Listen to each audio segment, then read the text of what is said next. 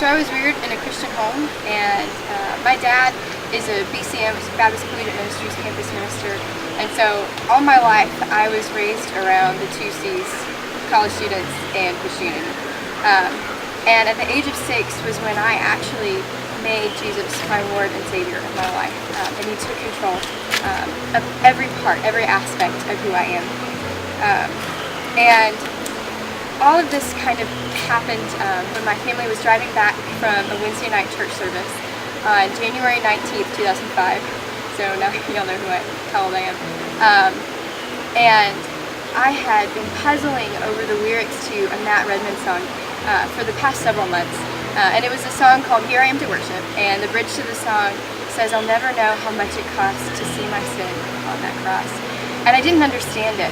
I didn't understand how you could have something that was worth something, but you couldn't comprehend the price for it. It was immeasurable. And I was just thinking about the concept of something that is immeasurable and how Jesus' sacrifice for us is immeasurable because our sin is so great. And as I began to think about that and process that even more, suddenly it began to start to make a little bit of sense. While I couldn't fully comprehend it, I knew that Jesus' sacrifice for me wasn't something that I could just ignore. And I couldn't hear about it, and I couldn't understand even a small part of it, and just move on with my life. And so I heard that song on the radio again that night, and for the first time in my life, it actually clicked.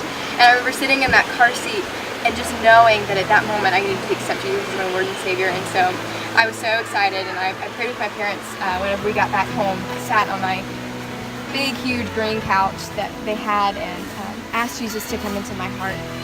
And from that moment on, dedicated my life to serving Him.